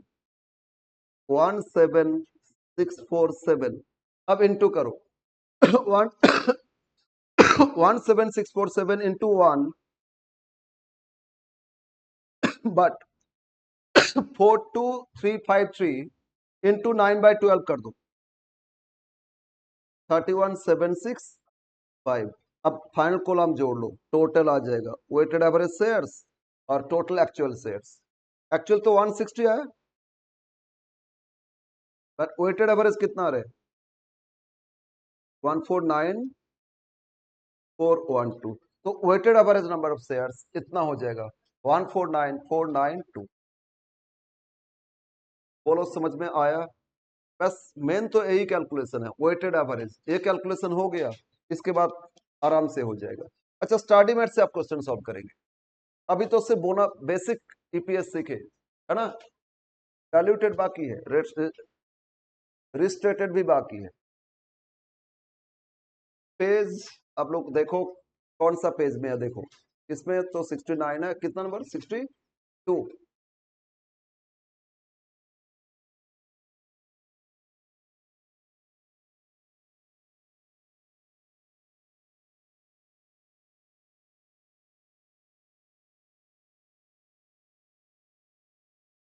Okay, question 1, question number 1।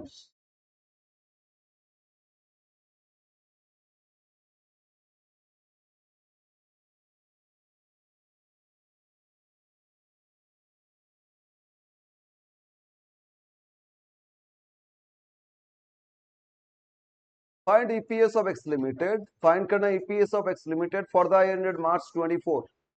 Number of shares opening दे दिए ना, कितना था? 1 लाख शेयर्स। फेस इशू लेके आए थे 15 जून, how many shares? 25,000 shares. Conversion of preference share to equity share, other preference को इक्विटी में कन्वर्ट किए। कब कन्वर्ट किए थे? 19। कितना कन्वर्ट किए? 30,000 शेयर्स। और बायबैक किए कितना शेयर्स? 112 को, हाउ मेनी? 15,000 शेयर्स। और profit after tax for the year and कितना? 9 लाख। बस ये है क्वेश्चन, आपको फाइंड के करना बेसिक ईपीएस। ओके, तो प्रॉफिट आफ्टर टैक्स तो दे ही दिया था, उसको रहने दो ना, हम लोग वेटेड एवरेज नंबर फाइंड कर लेते, उसके बाद एपीएस हो जाएगा। लिखो weighted average number of shares,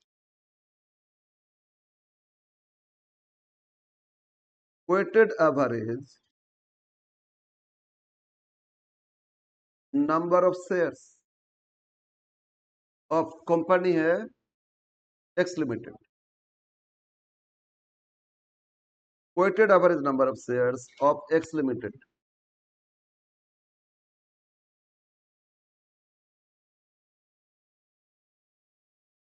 यहाँ साइड में डेट कॉलम भी लिख सकते हो, डेट वाइज लिखते हैं ना, बेटर रहेगा। एक डेट कॉलम ही लिख देना। Items, number of shares, weight और average, average number. Date, items, number of shares, weight and average।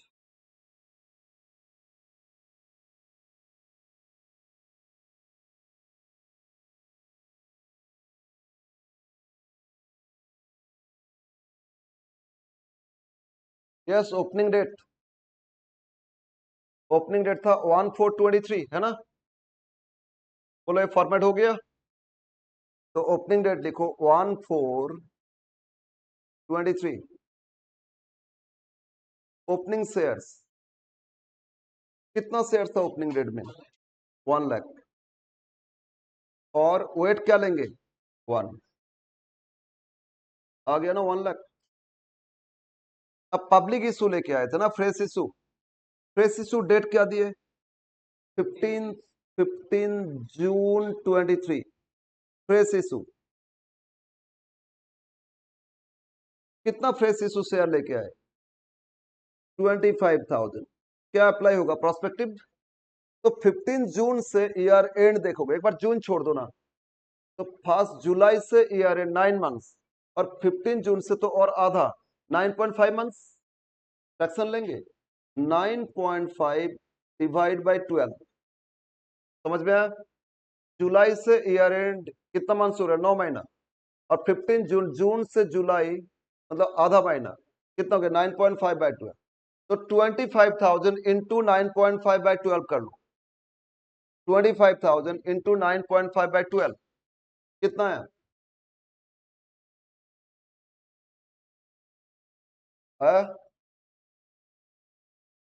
19792। आगे बढ़ो, फिर क्या किए? कन्वर्ट किए ना, conversion of preference to equity, prospective इसमें भी आएगा। बोनस और राइट में ही तो दो जगह रेट्रोस्पेक्टिव लगता है, बोनस कंपोनेंट में, ठीक है ना। नेक्स्ट बोलो, फिर राइट कन्वर्सन का डेट क्या था? 19, तो लिखो 1923 conversion of preference share to equity share. Preference को इक्विटी में कन्वर्ट किए। यस, बताओ कौन सा डेट में कन्वर्ट किए? 19 को। कितना शेयर्स कन्वर्ट किए? 30,000। तो प्रोस्पेक्टिव लेंगे ना, तो बोलो बताओ 19 से ईयर एंड कितना आएगा? 19 से 9, 10, 11, 12, 4 महीना, उधर जनवरी फरवरी में 3 महीना, 7 मंथ्स हो गया ना। तो इंटू करो 7/12, तो 30,000 इंटू 7/12 17। और लास्ट आगे एक बायबैक है ना, बोलो बोलो बायबैक है या नहीं? 112 को बायबैक किए, 112/23 बायबैक ऑफ शेयर्स। कितना शेयर बायबैक किए? 15। बट यहां क्या करते? नेगेटिव करते, नेगेटिव। कब बायबैक किए? 112। तो 112 से ईयर एंड 4 मंथ्स आ रहे, 4/12, तो 5,000 नेगेटिव। बोलो कितना आ रहा है? 5,000 नेगेटिव। अब जोड़ लो, हो गया कंप्लीट। तो year and eight the and 31 March 24 total, eight the and total करो। एक नंबर ऑफ शेयर्स को भी टोटल करोगे, 1,55,000 माइनस 15 कितना? 140। बोलो कितना रहे? और फाइनल कॉलम करो फिर, 1 lakh plus 19,792 plus 17,500 minus 5,000।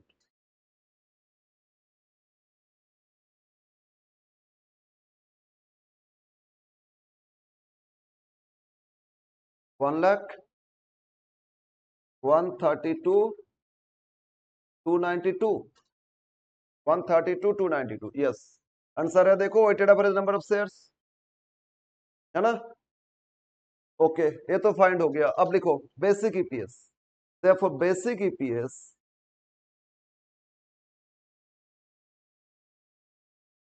Equal to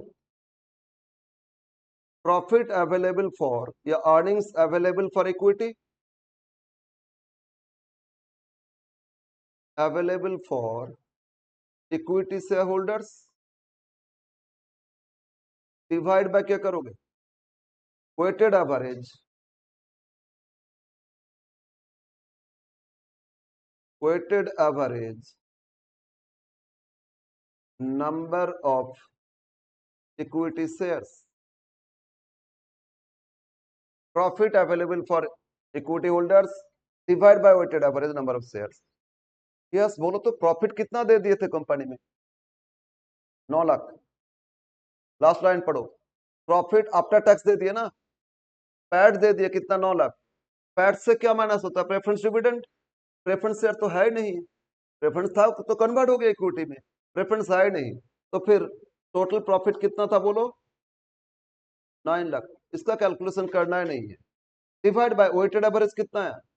132,292। और ये डिवाइड कर दोगे तो मिल जाएगा आपको basic EPS.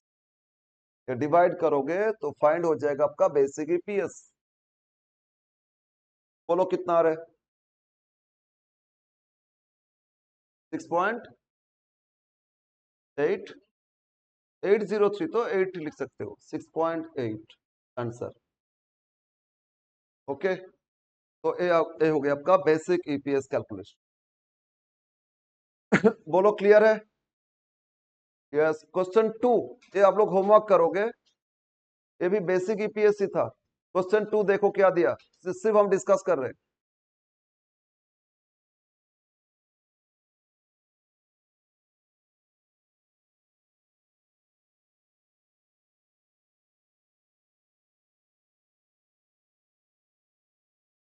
EPS, find EPS for the year ended March 03. Point A, when no shares were issued during the year, मतलब प्रीवियस ईयर में कोई शेयर ही इशू नहीं किए, मतलब ओपनिंग शेयर्स था, तो ओपनिंग तो उसका वेट 1 था, तो टोटल जितना है वही हो जाएगा वेटेड एवरेज, उसके हिसाब से ईपीएस करोगे। और सेकंड केस बोल रहे हैं अगर 2400 शेयर इशू करते, कब इशू करते, 30/11/22 को इशू करते, मतलब फ्रेश इशू लेके आए, तो इसके हिसाब से वेट चेंज हो जाएगा, तो 2 बार वेटेड एवरेज करोगे, प्रॉफिट तो दे दिए, तो 2 ईपीएस आ जाएगा। समझ में आया? हो जाएगा ना? अरे हो जाएगा, इजी क्वेश्चन से करके आना।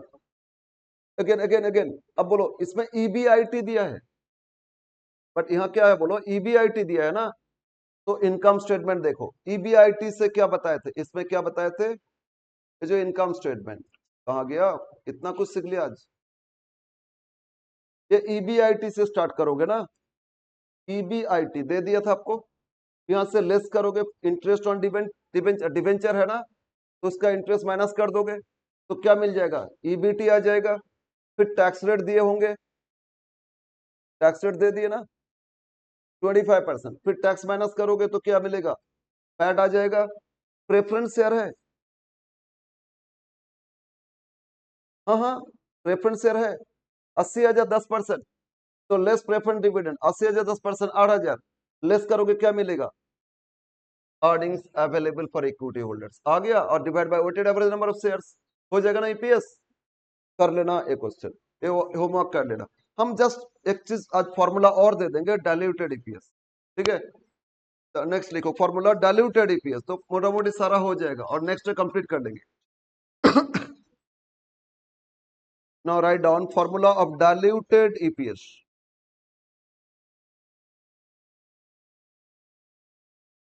B part, diluted EPS, and this is equal to diluted EPS equal to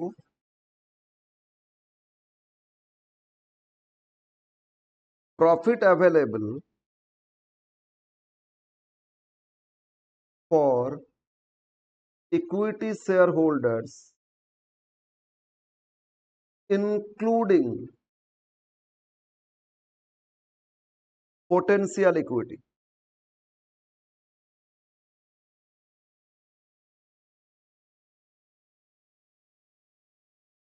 divide by weighted average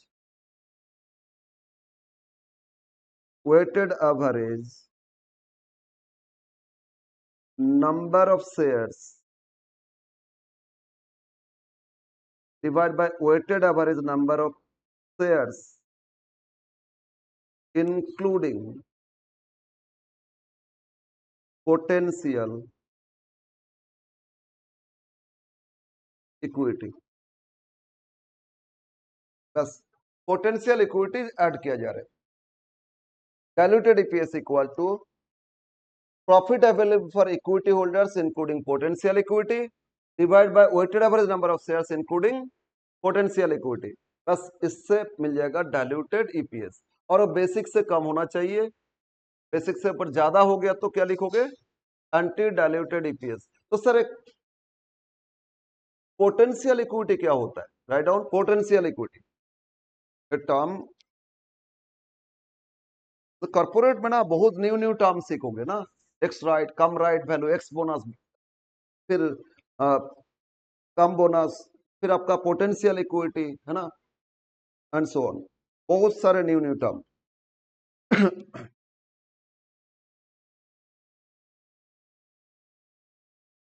potential equity, अच्छा पोटेंशियल इन्वेस्टर्स क्या होता है बोलो, इन्वेस्टर और potential investor,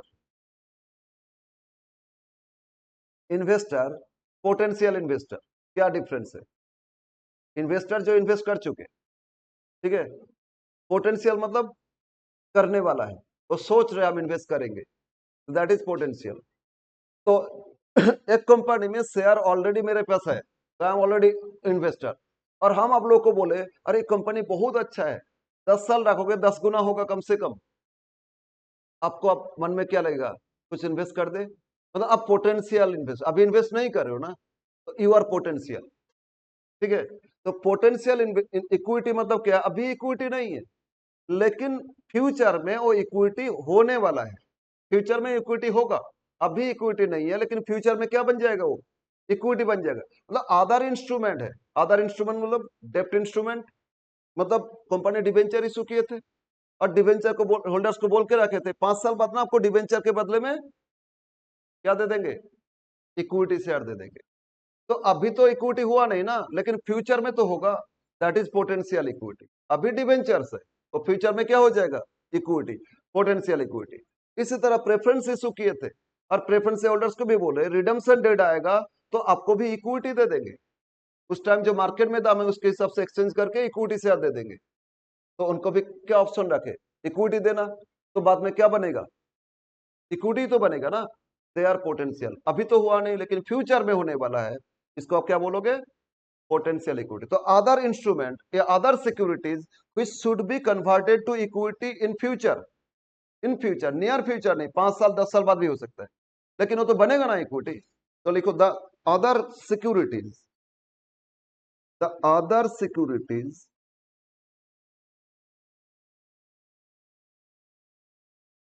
the other securities which must be, should be गलत हो जाएगा, which must be converted to equity share in future। Future मतलब अभी नहीं, फ्यूचर नियर फ्यूचर नहीं, तो फ्यूचर में कभी भी इक्विटी में कन्वर्ट हो रहे हैं, तो ये सबको क्या बोलोगे, बोलो क्या बोलोगे, पोटेंशियल इक्विटी। और ये कन्वर्ट होगा नहीं तो पोटेंशियल नहीं है भाई, ठीक है ना। तो बस ये हो गया। तो एग्जाम्पल में लेते हैं, एग्जाम्पल पोटेंशियल इक्विटी में क्या क्या आ सकता है। एक,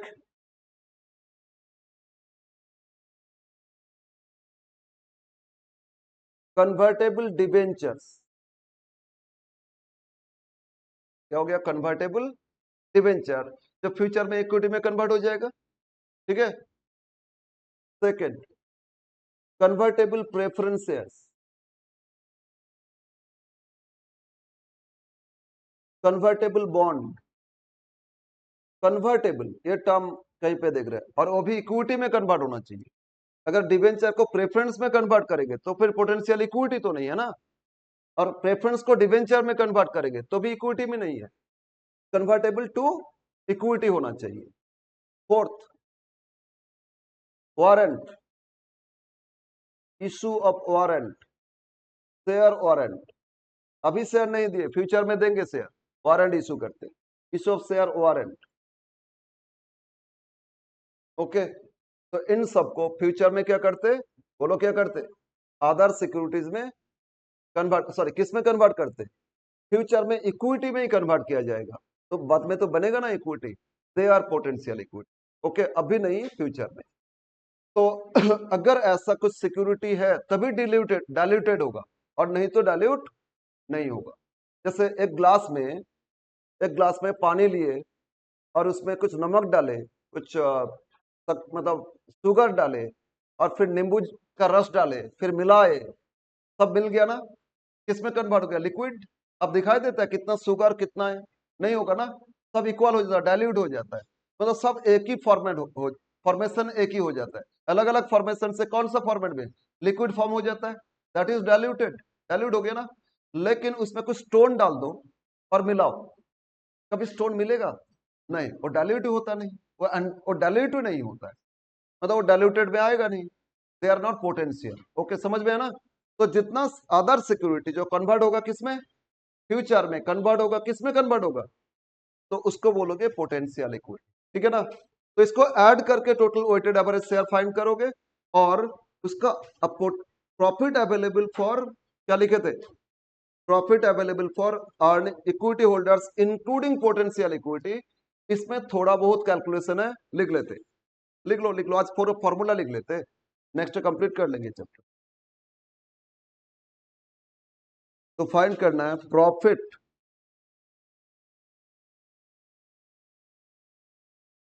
available for equity including potential equity. Profit available for equity including potential equity. Case A, first case.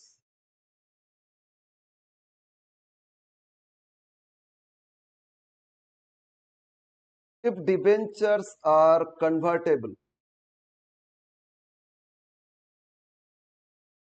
to equity, first case, company में बोल दिया कि डिबेंचर्स फ्यूचर में कन्वर्ट हो जाएगा, किस में कन्वर्ट हो जाएगा? इक्विटी में। तो प्रॉफिट अवेलेबल इक्वल टू, सिर्फ कंडीशन है डिबेंचर्स को ही आगे कन्वर्ट किया जाएगा इक्विटी में, तो इस केस में लिख लो प्रॉफिट अवेलेबल इक्वल टू क्या हो जाएगा? PAT, profit available equal to क्या हो जाएगा? पैट, इससे माइनस करोगे preference dividend, PAT minus preference dividend क्या आया था बोलो तो? Earnings for equity holders, profit पर इक्विटी तो आ गया था ना, और इसमें ऐड करोगे, क्या ऐड करोगे? अच्छा, डिबेंचर होल्डर्स को क्या देते? इंटरेस्ट। डिबेंचर होल्डर्स को क्या देते? अब वो कन्वर्ट हो जाएगा इक्विटी में, अब तो इंटरेस्ट नहीं देंगे ना, इंटरेस्ट देंगे क्या? नहीं, तो इंटरेस्ट का जो बेनिफिट है वो ऐड हो जाएगा। अभी क्या डिबेंचर्स है, उनको क्या दे रहे थे? इंटरेस्ट। इंटरेस्ट देने के बाद ही तो जो प्रॉफिट उस पर टैक्स माइनस किए फिर प्रॉफिट आया ना, तो अब अगर कन्वर्ट हो जाएगा इक्विटी में तो उनको इंटरेस्ट नहीं दिया जाएगा, और इंटरेस्ट नहीं देंगे तो इंटरेस्ट कॉस्ट सेव होगा। तो इसमें ऐड करेंगे इंटरेस्ट ऑन डेप्ट, interest on debenture after tax, but after tax, tax effect दिखाना होगा। ऐड कर लोगे interest on debenture after tax, तो पैट उसमें प्रेफरेंस डिविडेंड लेस तो करते ही थे, अर्निंग्स पर इक्विटी आता था, सिर्फ इसमें ऐड कर लोगे, क्या ऐड करोगे? Interest on debenture after tax. Okay, और इसको दूसरा वैसे कर सकते, ईबीआईटी, इसको और कैसे कर सकते? ईबीआईटी अगर दे दिया, EBIT into 1 - T, EBIT into 1 - T, और माइनस कर दोगे प्रेफरेंस डिविडेंड। अब दोनों फॉर्मूला से कोई भी एक अप्लाई करो, आ जाएगा। अगर पैड दे दिया तो फर्स्ट अप्लाई करना, और ईबीआईटी दे दिया तो सेकंड अप्लाई करना। कोई भी एक फॉर्मूला अप्लाई करोगे तो आपको मिल जाएगा। B part, B, if preference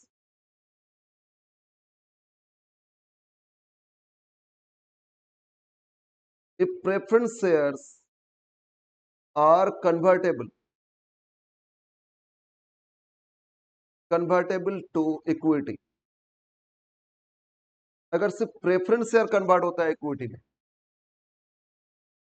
तो profit for equity including potential, क्या लिखिए इसमें? अगर सिर्फ प्रेफरेंस कन्वर्ट होता है किसमें?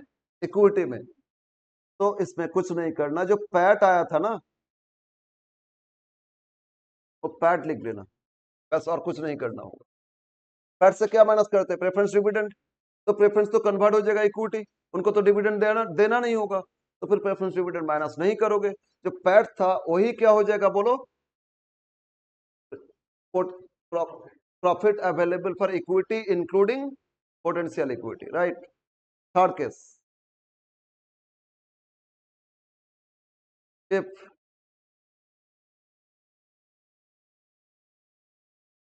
Debenture and preference both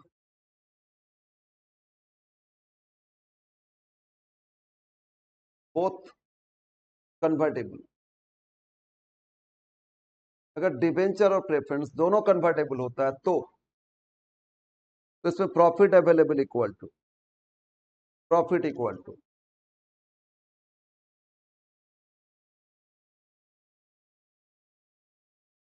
PAT plus interest on debenture after tax, बस ये कर लोगे हो जाएगा। PAT plus interest on debenture after tax, इससे हो जाएगा। ओके, तो ये था potential equity diluted EPS calculation करने के लिए कुछ रूल्स। ठीक है, हम लोग नेक्स्ट क्लास ए पोर्शन इंड एस 33 कंप्लीट कर लेंगे, कंप्लीट करके शुरू कर देंगे इंड एस 16। ठीक है, नेक्स्ट क्लास में ये कंप्लीट हो जाएगा, इंड एस 16 शुरू कर देंगे। तो आज का क्लास इतना, फिर करेंगे नेक्स्ट क्लास।